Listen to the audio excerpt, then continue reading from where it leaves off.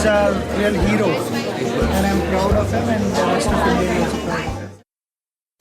Carry your work beyond Calcutta. আমি আমার পিতামাতার জন্য একটা বড় সমস্যা ছিলাম।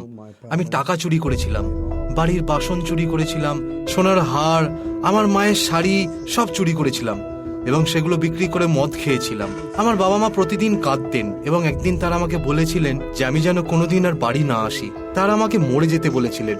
তারা আমার মুখও দেখতে চাননি কোনোদিনও আর। আমি আমার বাড়ি ছেড়ে চলে যাই। আমি রাস্তায় চলে এসেছিলাম।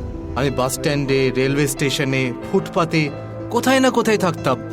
কখনো কখনো পার্কে, কখনো পাইপের ভেতরে, অদ্ভুত অদ্ভুত জায়গায় আমি থাকতাম। রাস্তার একটা কুকুরের মতন থাকতাম। আমি রাস্তার কুকুরের মতন হয়েও গিয়েছিলাম।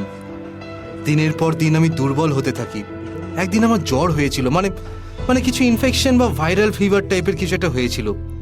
সেই সময় আমার পাশে কেউ ছিল না, আমার পিতামাতাও না। তখন আমি বলেছিলাম যে ঈশ্বর, আপনি আমাকে সাহায্য করুন। আমি কাঁদতে কাঁদতে ঈশ্বরকে বলেছিলাম যে ঈশ্বর, আমি পাপ করেছি, আমি আমার পিতামাতার সঙ্গে অন্যায় করেছি, আমাকে সাহায্য করুন। আমাকে ভালোবাসার জন্য কেউ নেই ঈশ্বর, আপনি কি আমাকে ভালোবাসবেন? দয়া করে আমাকে এই জায়গা থেকে বের করুন। এবং ঠিক সময়ে আমার পিতামাতা এসেছিলেন।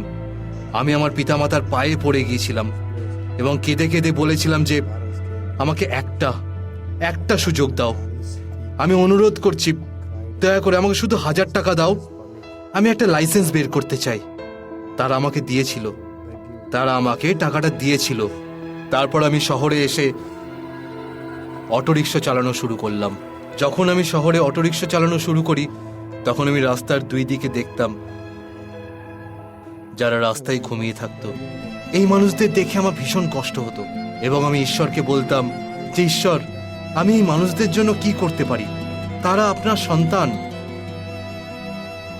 ঈশ্বর, আমি তাদের জন্য কিছু করতে চাই, আমাকে সাহায্য করো। তারপর আমি আমার গাড়ি সাইড করে তাদের কাছে গিয়ে তাদেরকে স্পর্শ করেছিলাম। তারা আমার দিকে তাকিয়ে কেঁদেছিল। আমি তাদের জন্য কিছু খাবার নিয়ে এসেছিলাম, সেগুলো আমি তাদেরকে দিলাম। সেই দিন আমি এই প্রার্থনা করেছিলাম যে ঈশ্বর, আপনি আমাকে, আমার স্ত্রী, আমার সন্তানদের খাদ্য প্রদান করতে সাহায্য করুন। আমি এই কাজ শুরু করতে চাই। আমি এই মানুষদের যত্ন নিতে চাই। আমি আপনার ভালোবাসা তাদের সাথে ভাগ করে নিতে চাই। আমি আমার বাড়ি থেকে এই কাজ শুরু করেছিলাম, যেখানে আমার বাবা তার বাইক রাখতেন।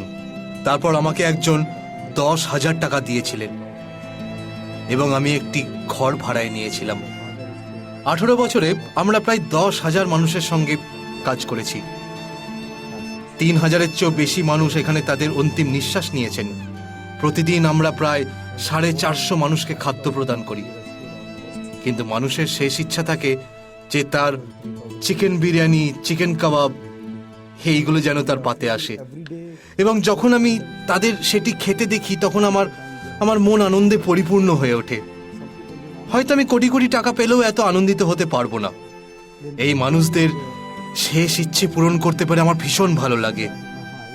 আমি দরিদ্র মানুষদের জন্য ভালো কাজ করতে চাই, আমি তাদের সেবা করতে চাই, আমি ঈশ্বরের প্রশংসা পেতে চাই। সত্যি বলছি, লক্ষ লক্ষ কোটি কোটি টাকাও এই সুখ প্রদান করতে পারে না। আমার শেষ ইচ্ছে আমি যেন মানুষের সাহায্য করতে পারি।